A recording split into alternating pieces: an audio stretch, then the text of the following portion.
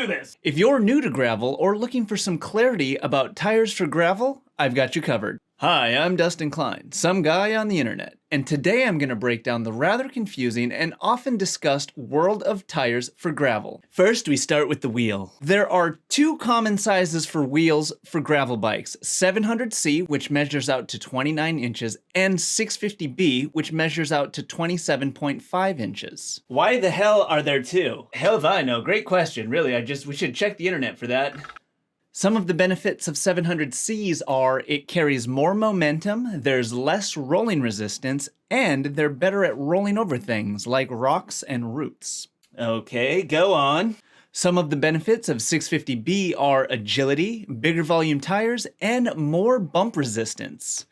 Or cushion for the pushin'. You're probably asking yourself which one is right for you. And this depends on two main things, the type of terrain that you're riding and the kind of setup that you have. A lot of us in the Pacific Northwest lean towards 650Bs. We like the larger volume tires, which offers a little more cushion and control, specifically in the dirt descents.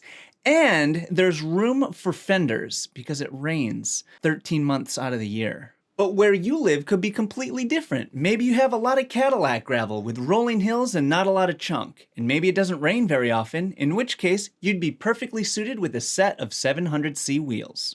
And what do I consider large volume tires? Anything between a 43 and a 2.3. There's exceptions to every rule. This is just my personal preference. And a reference point for you.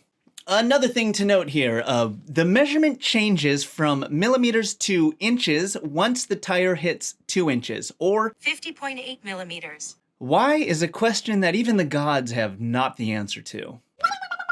And another thing to note, tires are measured by their mounted width, which means they're measured after the tire is on the wheel, which also means that that measurement's going to be completely different depending on what wheel you have, the width of that rim, the attitude you have that day, how hungry you are, where the stars are aligned. For example, my current setup of a 48 millimeter 650B Ultra Dynamico tire mounted up to my Revol CLX Evo, which has a 30 millimeter internal width, measures out to 52 millimeters.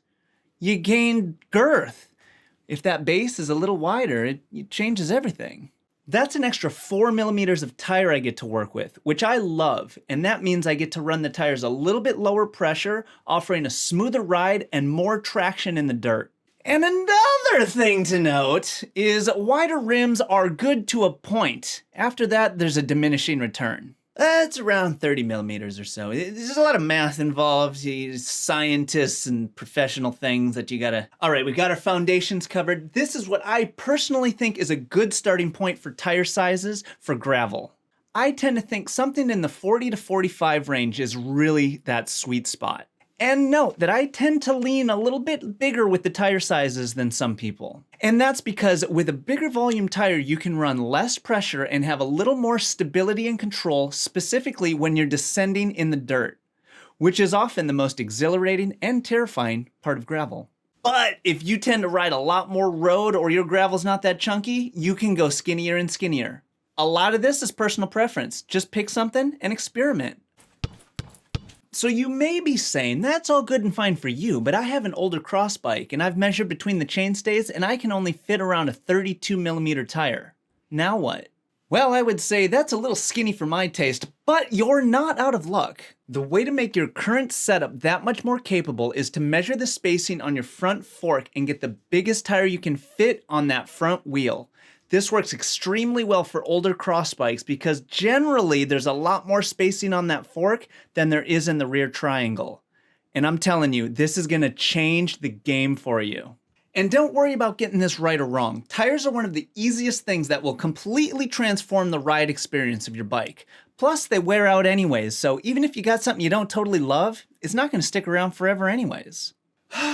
Okay, so what's the deal with Supple? I hear everybody's Supple. What's the deal? Some tire companies offer a range of tires which go from the high end, which are generally a high thread count with less or softer rubber, which means a faster, more comfortable ride, but at the cost of durability and a high price tag, to the low end of the spectrum, which is low thread count, more rubber, which is durable with a low price point, but they're often not as comfortable, slower, and slightly heavier.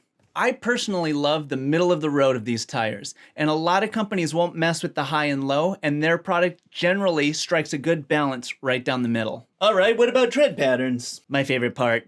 Different tread patterns for different terrains. From nice mellow file treads for that Cadillac gravel, all the way to the chunky knobs for that sloppy muddy stuff. For the majority of gravel tires and the terrain that people will ride, something right down the middle is the way to go. A nice in-between tread profile. You're not looking for any knobs that are too big or too small. A little shoulder tread is always helpful for turning in the dirt. Or maybe you'll be riding a bit more road than off-road, in which case you want to find something with a nice solid tread down the middle for those smooth road miles to and from the action. And there's so many good options out there, it's really hard to go wrong.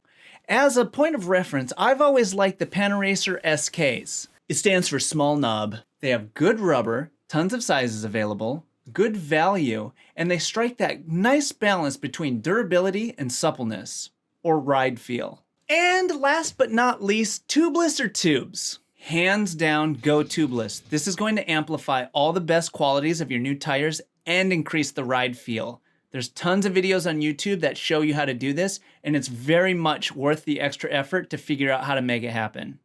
Oh my God, so much information. Holy sh! Hey, let us know in the comments what your favorite gravel tires are. And I'll put some links to some of my favorites in the descriptions to give you a reference point. What about these tires? These tires look cool.